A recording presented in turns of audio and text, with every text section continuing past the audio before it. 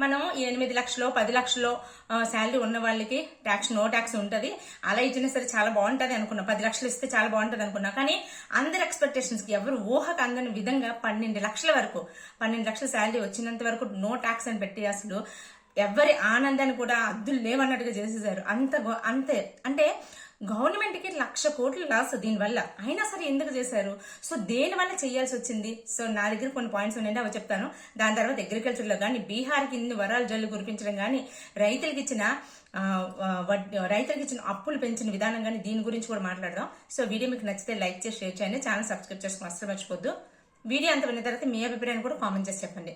అసలు ముందు మనం మాట్లాడుకుంటే బడ్జెట్ విషయంలో చూసుకుంటే ఇప్పుడు వచ్చిన బడ్జెట్ లో ఫస్ట్ 2 మేజర్ పాయింట్స్ అండి. ఒకటి 50 లక్షల కోట్ల బడ్జెట్ తయారు చేశారు, ఇది హైలైట్ అనుకుంటే. రెండోది అన్నిటికన్నా హైలైట్ ఇదే, ఏంటంటే అందరికీ తెలిసిందే, ఇన్కమ్ ట్యాక్స్ 12 లక్షల శాలరీకి వచ్చేవరకు 0 ట్యాక్స్. అసలు ఏ ట్యాక్స్ కట్టక్కర్లేదు. నిజం చెప్పాలంటే స్టాండర్డ్ రిడక్షన్ తో చూసుకుంటే 12,75,000 వచ్చినోడు ₹1 కూడా కట్టక్కర్లేదు. సో ఇది ఎగిరి గంతేవలసిన సిచ్యువేషన్ అనమాట. ఇలా అలా కాదు, ఒక మధ్యతరగతి వాడికి నిజంగా ₹1,00,000 వచ్చిన వాడికి ప్రతి నెల కూడా ట్యాక్స్ రూపంలో ఇంత పర్సెంటేజ్ కట్టయిపోతుంటే మనసు సూరమంటూ ఉంటుంది, అబ్బా అనిపిస్తుంది. అలాంటిది నీకు 12 లక్షల రూపాయలు వస్తున్నప్పుడు ₹1,00,000 నీ చేతికి వచ్చేస్తున్నాయంటే ఆ మిగిలిన ట్యాక్స్ రూపంలో ప్రతి నెల గవర్నమెంట్ కట్టిన డబ్బులు మనం ఏం ఆలోచిస్తాం? ఏం చేయాలి, ఏమైనా కొందామా, లేకపోతే బ్యాంకులో వేసుకుందామా, లేకపోతే ఎప్పటి నుంచి ఏదో కొనాలనుకుంటున్నాం కదా అది కొనేద్దాం, ఇలా ఉంటుంది ఆలోచన. ఖచ్చితంగా చేస్తాం కూడా. సో అయితే ఇల్లు కొంటాము, లేకపోతే గోల్డ్ కొంటాం, లేకపోతే ఇంట్లో వస్తువులు కొంటాం, లేకపోతే ఏదో ఒకటి, లేకపోతే సైట్ మీద ఏమైనా పెట్టాము, ప్రతి నెల ఇంత డబ్బులు మిగిలే కదా ఏదైనా చేద్దామని చేస్తాం. సో దానివల్ల ఒకసారి మీరు ఆలోచించండి, దీనివల్ల ఏమవుద్దంటే అమౌంట్ రొటేషన్ అవుతూ ఉంటుంది. సో మన దగ్గర ఇప్పుడు గత కొంతకాలంగా ఏమైందంటే గవర్నమెంట్ దగ్గర మనకి ఇండియాలో ఏమైందంటే మధ్యతరగతి మధ్యతరగతి వాళ్ళందరూ కూడా సో మనకి చాలా వస్తువులు ఆస్తులు అన్ని కొనడం ఆపేశారటండి. స్టాగ్నేట్ అయిపోతే సిచ్యువేషన్ వచ్చేస్తుంది అనమాట. సో అందుకని వీళ్ళు ఇండస్ట్రియలిస్టులు కానీ వీళ్ళందరూ కూడా వెళ్ళి ఏదో ఒకటి చెయ్యండి, సో స్టాగ్నేట్ అయిపోతుంది, స్టాగ్నేట్ అయిపోయిందంటే మొత్తానికి మొదటిగా మోసం వచ్చేస్తుంది అని చెప్పి రిక్వెస్ట్ చేశారు. గవర్నమెంట్ కూడా ఒకసారి ఆలోచించింది. ఒకసారి మళ్ళీ మనీ అనేది మార్కెట్ లో ఫ్లో అవ్వాలి, రొటేట్ అవుతూ ఉంటేనే అక్కడ మనకి బిజినెస్ పెరుగుతుంది, ట్రాన్సాక్షన్స్ పెరుగుతాయి, గవర్నమెంట్కి ఇన్కమ్ వస్తుంది. సో ఎక్కడిదక్కడ ఆగిపోయింది అనుకోండి ఏమీ అవ్వదు.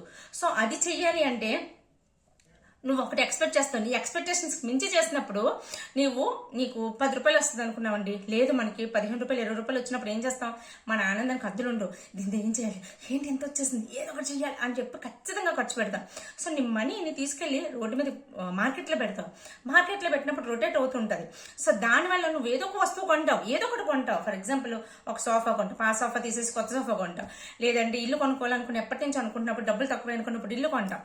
సో లేదంటే ల్యాండ్ సైట్ కొంటావు, లేదంటే ఆ డబ్బులు తీసుకెళ్లి బ్యాంకులో వేస్తావు, ఏదో ఒకటి చేస్తావు. దీనివల్ల ఏమవుతుంది? అమౌంట్ అనేది బయటకు వచ్చింది. బయటకు రావడం వల్ల మనం జిఎస్టీ రూపంలో మళ్ళీ గవర్నమెంట్కి డబ్బులు కడతాము, అదొకటి.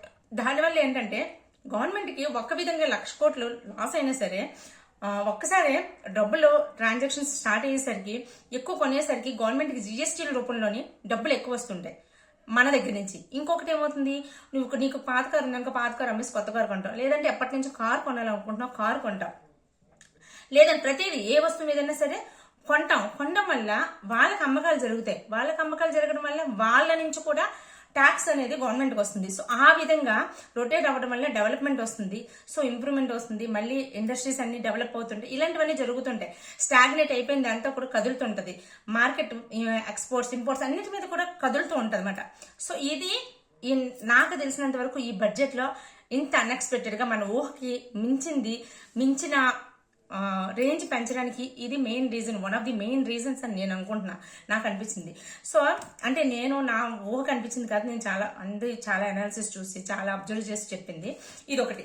అయితే మనకి ఇక్కడ మనం టీవీలో చూసినప్పుడు కానీ ఎక్కడ చూసినప్పుడు కానీ 12 లక్షల వరకు 0 ట్యాక్స్ అంటున్నారు, కరెక్టే. బట్ పట్టని ఏంటి స్లాబ్ రేట్స్ ఏవో చూపిస్తున్నారు. స్లాబ్ రేట్స్ చూపించినప్పుడు 12 లక్షల వరకు 0 ట్యాక్స్ అన్నప్పుడు 12 లక్షలు అబోవ్ చూపించాలి కదా. మరి 0 to 4 lakhs ఏమో 0%, 4 lakhs నుంచి 8 lakhs వరకు 5%, 8 lakhs నుంచి 12 లక్షల వరకు 10%, 12 లక్షల నుంచి 16 లక్షల వరకు 15% ఇలా చూపిస్తున్నారు కదా. సో అలాగే మనకి 16 లక్షల నుంచి 20 లక్షలు వచ్చిన వాళ్ళకి 20% కట్టాలి. 20 లక్షలు వచ్చిన 20 లక్షల నుంచి 24 లక్షలు వచ్చిన వాళ్ళకి సంవత్సరానికి వాళ్ళు 25% ట్యాక్స్ కట్టాలి. తర్వాత 24 లక్షల పైన వచ్చిన వాళ్ళు 30% ట్యాక్స్ కట్టాలి. ఇది వీళ్ళకైతే ఎటువంటి చేంజ్ లేదు, వాళ్ళు కట్టాల్సిందే. అయితే ఇందులో స్టార్టింగ్ లోని 4 to 8 lakhs కి 5% కట్టాలి కదా. ఇది 12 లక్షల లోపే కదా. 8 లక్షల నుంచి 12 లక్షల లోపు కూడా 10% కట్టాలి కదా, అది 12 లక్షల లోపే కదా. సో మరి ఇదేంటి అంటే దీనికి సెంట్రల్ గవర్నమెంట్ ఏం చెప్పారంటే యాక్చువల్లీ కొత్త స్లాబ్స్ ప్రకారం మీరు ఇది కట్టాలి, బట్ మేము రిడక్షన్ రాయితీలు ఇస్తున్నాం కాబట్టి మీరు ఏమీ కట్టక్కర్లేదు, బిందాస్గా హ్యాపీగా ఉండండి, ఏం కావాలంటే అది కొనుక్కోండి, ఎలా ఎంజాయ్ చేయాలంటే అలా చేయండి అని వదిలేశారనమాట. సో ఇది జరిగింది ఇక్కడ. సో అయితే నేను ఇందాక చెప్పినట్టు 1,00,000 కోట్లు లాస్ వచ్చినా సరే గవర్నమెంట్ ఏం ఆలోచించిందంటే మార్కెట్లో మనీ ఫ్లో అవ్వాలి, టూర్స్ వెళ్ళాలి, మనకు డబ్బులు మిగిలినప్పుడు బయటకు వెళ్తూ ఉంటాము, టూరిజం పెరుగుతూ ఉంటుంది, ఇండస్ట్రీస్ పెరుగుతుంటాయి, ఇలా చాలా రకాలు. మన ఇండియా అనేది ఏంటంటే మధ్య తరగతి వాళ్ళు చాలా ఎక్కువ మంది ఉంటారు. వీళ్ళ డబ్బులు ఖర్చు పెడితే ఇండియా గ్రోత్ అనేది ఉంటుంది. సో దానివల్ల దీని మీద చాలా చాలా ఫోకస్ చేస్తారు. ఇంకొకటి అగ్రికల్చర్ దగ్గరకు వచ్చేసరికి కూడా ఇంచుమించు 1,70,000 కోట్ల ఖర్చు పెట్టి దీని మీద ధనధాన్య కృషి యోజన పథకం అని పెట్టారండి. ఇందులో ఏంటంటే వెనకబడిన 100 జిల్లాలను తీసుకొని వాటి మీద ఎలా ఫోకస్ చేయాలని, సీడ్స్ పంపిణీ చేయడం కానీ, లేకపోతే మన సీడ్స్ మీద వాళ్ళకి సబ్సిడీలు ఇవ్వడం కానీ, ఇలాంటి వాటి మీద చాలా ఫోకస్ చేశారు. ఇంకొకటి ఇదే కాదు, రైతుల గురించి కిసాన్ క్రెడిట్ కార్డ్ మీద అప్పటి వరకు 3 లక్షలు ఉండేది, దాన్ని 3 లక్షల నుంచి 5 లక్షల వరకు వాళ్ళకి అప్పు శాతం పెంచారు. మనకు తెలిసిందే వాళ్ళకి. దాని తర్వాత వాళ్ళకి సబ్సిడీలు ఇవ్వాల్సిన సబ్సిడీలు అలాగే ఇస్తారు. ప్లస్ మెడికల్ సీట్లు 75,000 పెంచారు. ఇంకా మనకి మొబైల్ ఫోన్ రేట్లు తగ్గుతున్నాయి, ఆ తర్వాత టీవీ రేట్లు తగ్గుతున్నాయి, ఆ తర్వాత ఎలక్ట్రికల్ వెహికల్కి వేసే బ్యాటరీస్ అవే కదా కాస్ట్లీ బ్యాటరీస్, ఆ బ్యాటరీస్కి వేసే ఇంజిన్ రేటుకు తగ్గిస్తున్నారు అనమాట. సో దానివల్ల ఏంటంటే ఫ్యూచర్ లో ఎలక్ట్రికల్ వెహికల్స్ రేట్లు తగ్గుతున్నాయి. ఎలక్ట్రికల్ వెహికల్స్ రేట్లు తగ్గితే మనం కొనడం మొదలు పెడతాం. ఆ తర్వాత కొనడం వల్ల ఏమవుతుంది, పెట్రోల్ సేవ్ అవుతుంది, తర్వాత పొల్యూషన్ తగ్గుతుంది. సో ఇవన్నీ ఉన్నాయి ఒక దాని వల్ల. ఇంకా ఇవన్నీ తర్వాత క్యాన్సర్ మెడిసిన్స్ కండి, క్యాన్సర్ మెడిసిన్ రేట్ కూడా చాలా అందరంత స్థాయిలో ఉంటాయి కదా, క్యాన్సర్ మెడిసిన్ రేటు తగ్గిస్తున్నారు. తర్వాత క్యాన్సర్స్ కోసం డే కేర్ సెంటర్స్ ని, క్యాన్సర్ పేషెంట్స్ కోసం డే కేర్ సెంటర్స్ ని ఏర్పాటు చేస్తున్నారు. ఇలా 1 కాదు 100 కాదు, అన్ని రకాలుగా కూడా బడ్జెట్ ని చూస్తే మాత్రం అసలు ఉబ్బి తబ్బిపోయిపోయిన బడ్జెట్ లాగే ఉంది. దాని తర్వాత స్టేట్స్ వైజ్ చూసుకుంటే అన్ని స్టేట్స్ లో కన్నా బీహార్కి మాత్రం వరాల జల్లే కురిపించారు. వాళ్ళు కోరిన కోరికలన్నీ తీర్చేస్తారని అంటున్నారు. ఇక్కడ ఒక చిన్న నెగిటివ్ పాయింట్ వస్తుంది సెంట్రల్ గవర్నమెంట్ మీద. ఏంటంటే ఇప్పుడు ఈ 2025 నవంబర్లో ఇయర్ ఎండింగ్ లోనే బీహార్లో ఎలక్షన్స్ ఉన్నాయి కాబట్టి వాళ్ళకి అన్ని చేసేసారు అని అంటున్నారు. అందులో ఏంటి, ఐఐటి విస్తరణ ఎక్స్పెండ్ చేయడము పాట్నాలో, తర్వాత ఎయిర్పోర్టు, ఇలాంటివన్నీ మాట. ఇంకా చాలా ఉన్నాయి అవి. ఇది కాకుండా ఓవరాల్ ఇండియాలోనే 120 ఎయిర్పోర్ట్స్ నెక్స్ట్ 10 years లో కన్స్ట్రక్షన్ చేస్తామని చెప్పి ప్రామిస్ చేశారు. సో ఇలా 1 కాదు 100 కాదు, అన్ని రకాలుగా అందరినీ అన్ని యాంగిల్ నుంచి కూడా టచ్ చేశారు. మెడికల్ వైపు కూడా చాలా ఫోకస్ చేశారు. సో వాటికి వచ్చి ఇన్స్ట్రుమెంట్స్, వాళ్ళు పరికరాలు అవంతా కూడా వాటి రేట్లు కూడా తగ్గిస్తున్నారు. సో ఇలా 1 కాదండి, అన్ని విధాలుగా ఎక్కడైతే మనీ ఫ్లో అవుతుందో, ఎక్కడైతే మనీ ఫ్లో అయితే ఇండస్ట్రీస్ బాగుపడతాయి అన్ని ప్రతి దాని మీద కూడా ఫోకస్ చేస్తారనిపిస్తుంది. దాని తర్వాత ఇంకా చెప్పడానికి ఏంటంటే స్లాబ్ రేట్స్ అయిపోయాయి. ఇప్పుడు సెంట్రల్ గవర్నమెంట్ ఆంధ్రప్రదేశ్కి ఏం చేశారు అంటే, ఆంధ్రప్రదేశ్కి ఏమీ ఇవ్వలేదు, పెద్దగా ఏవో తక్కువ ఇచ్చారు అనుకుంటే, పోలవరం ప్రాజెక్టుకి మాత్రం ఇప్పుడు ఈ బడ్జెట్లోనే 30,436 కోట్లు ఆమోదం చేశారు. అంతకుముందు బడ్జెట్లో అయితే 12,000 కోట్లు ఆమోదం చేశారు. సో మనకి మోదీ గారు ఆంధ్రప్రదేశ్ వచ్చినప్పుడు 10,000 కోట్లు అయితే మంజూరు కూడా చేసేసారు పోలవరం ప్రాజెక్ట్ స్టార్ట్ చేయమని. 2 లక్షల కోట్లు ఇన్వెస్ట్ చేస్తామని చెప్పారు.